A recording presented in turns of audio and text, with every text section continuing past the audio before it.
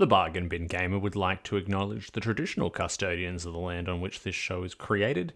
We extend our respects to elders past and present, and extend that respect to all Aboriginal and Torres Strait Islander people enjoying this program today. Double T Media. You're listening to BQN. Assimilate the audio. Hi there, my name is Davey Willett. My pronouns are he and him.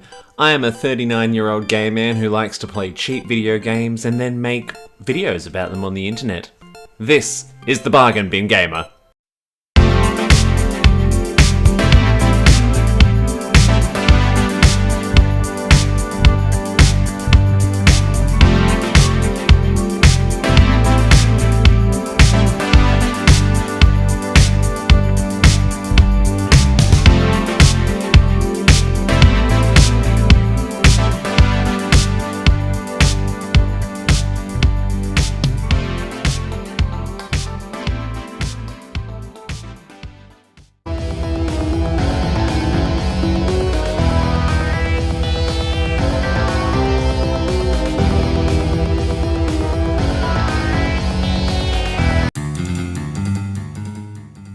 The Spy Who Shot Me was developed by Retro Army Limited and published by Paul Stephen Davis. Steam describes it as a comedy retro FPS inspired by the classic shooters of the 90s, with one game clearly coming to mind.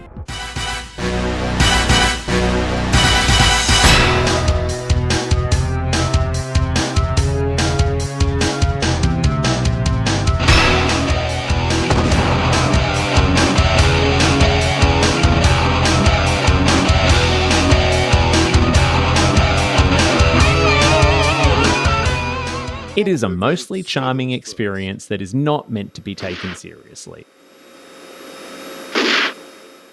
However, it is hard to see anyone who did not grow up gaming in the 90s finding this as fun as I did. You play as the deliciously British Agent 7. We're still repairing your last escapade. You should install brakes next time. Super spy for the MI69 agency. Calling it that is the game's way of telling you it was developed by straight guys who grew up in the 90s who never grew out of their 90s humour. The game's jokes do have a juvenile charm to them. I found myself giggling on several occasions, probably because I grew up on the N64 shooters this game emulates.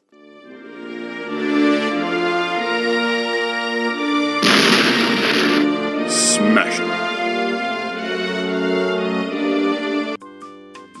We meet again, darlings. The game opens with the standard tutorial level, the kind that involves you getting your gun and having a quick practice in the shooting range. I am not sure if this is part of the joke or not, as the controls are quite basic, so I don't really understand why I need a tutorial to figure them out. So it's a little redundant in that regards. Although I promised myself I would not take this game that seriously. That is because the game itself does not take itself that seriously. This is meant to be a fun and nostalgic trip down memory lane, and it is largely successful in that goal. Mother will see you now, Mr. Seven. Come, see this. Once you are fully trained and briefed by the head of MI69, Mother being her name, sure, we'll do with that what you will. You set off to foil the plans of the evil organisation SCUM. I unsuccessfully tried to find the meaning of that acronym in regards to this game. I feel like the meaning does not actually exist, and that is probably more depth than the developers had intended. Scum have stolen 3 nuclear warheads for the evil purposes of making the world uninhabitable for others as much as it would be for themselves if they used them. You know, real Cold War kind of shit. The visuals have that distinct blocky and blurry N64 feel to them. The environments are filled with oversized corridors and set pieces. The hordes of henchmen are all clones of each other with disproportionate features. The environments themselves are, what you would expect, I guess. You start off in the White House, progress to something vaguely Middle Eastern looking in a marketplace. shoot up bad guys along the docks at night, fly in a plane, ride in a speedboat, and everything in between. These levels do not look great as well, by the way, and guess what? They're not supposed to. The gameplay itself is fun enough. If you are about the same age as me, 40, you will find it a nice way to relive your childhood as a way of shaking off the inescapable horrors of your adult life. I enjoyed the mindless running and gunning, along with some of the random, if not obvious, environmental puzzles, shoot a crate above someone's head to crush them, that kind of thing. Each level is basically about getting from point A to point B. Sometimes it is not entirely obvious what that path is, however, it's probably not going to take you too long to figure it out. There are a stack of secondary objectives in each level, none of which I felt compelled to complete due to the lack of any reward associated with doing them. Some levels will throw in vehicles like a speedboat, whilst others might have you trying to escape a mine before a bomb blows up. The enemies lack variety, which again is okay. Some might be a bit stronger or taller than others, some might kamikaze you. It's heavy on cliches from the period of gaming it is emulating and the spy film franchise we all know and some of us love. I found a great list of all the tropes the game takes the piss out of on the website tvtropes.org, which I will include in the episode description. When all is said and done, I had a bit of fun with The Spy Who Shot Me, even if it is lacking some of the soul and spirit of its inspiration. I say that because there are a lot of games out there designed to look and feel like N64 classics. Most of them are just missing the spark that made those games great. Now, that spark could be faded because, 30 years have passed and gaming has moved on. It could also just be that I am an old, jaded queen and feel like nothing will ever live up to the games I played as a kid. Either way, The Spy Who Shot Me probably does the best job of any of these games in terms of capturing that wonderful 90s feeling.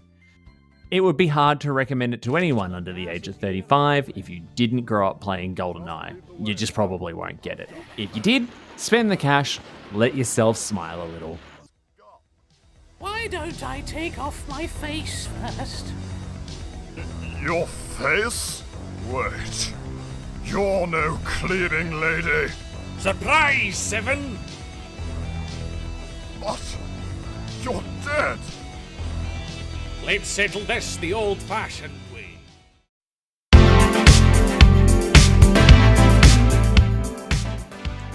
The Spy Who Shot Me is available on pretty much all platforms, however, I purchased it on Steam for $15.50, a little bit more expensive than a lot of the games I play, but still a hidden gem.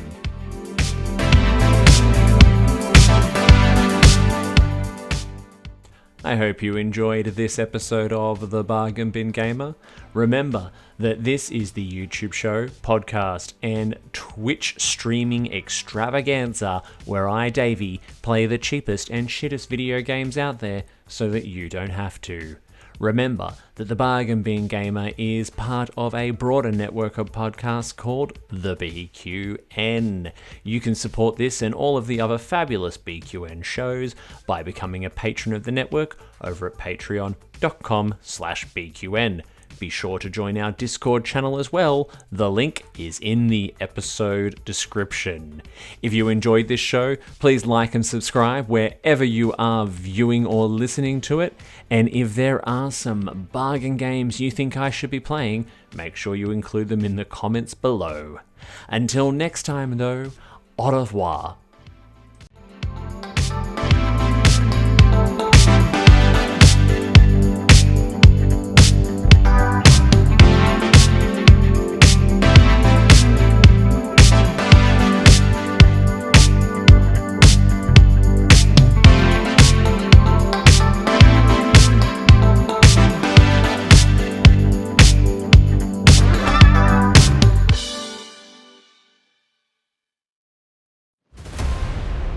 What shows are on BQN, you ask? Well, here's a rundown of some podcasts you might be interested in. All Good Things, a Star Trek Universe podcast covering all of Trek, hosted by Amy, Mark, Christos, and Kelvin. Bargain Bin Gaymer, a YouTube show hosted by Davey, a self-proclaimed gamer who specializes in reviewing and showcasing affordable video games. If you're lost in the Delta Quadrant, check out The Captain's Couch, a Star Trek Voyager podcast hosted by Jeremiah sitting on Janeway's Ready Room couch. Cinema Z, a film discussion and review podcast showcasing films you probably missed but should definitely check out, hosted by Mark, Matt, and Laz. Beam Aboard the Galaxy Class, a Star Trek Next Generation podcast covering all of TNG, hosted by Amy, Joe, Rhea, and Kevin. History with the Zilagis, a snippet of historical events from around the world, hosted by Chrissy and Jason. For the newest Trek coverage, check out Infinite Diversity, hosted by Chrissy and Thad. Test your Trek knowledge with Treksperts Quiz, a Star Trek quiz show hosted and written by Davey. Union Federation, covering all things Star Trek and the Orville, which we all know is really a Star Trek show, hosted by Kyle, Kevin, Amy, and Haley. Spill the Tea with What's the Tea, Bev, a Trek current events and fan interview show hosted by Christos. And for our Patreon members, we have The Hive Mind, BQN's monthly roundtable discussion with hosts and listeners. It's Green, a cornucopia of topics hosted by Mark. And Amy's Math Moments, a quick look at math moments in Star Trek, hosted by Amy. We know you have a choice of podcasts to choose from, and we thank you for listening to BQN. Assimilate the audio.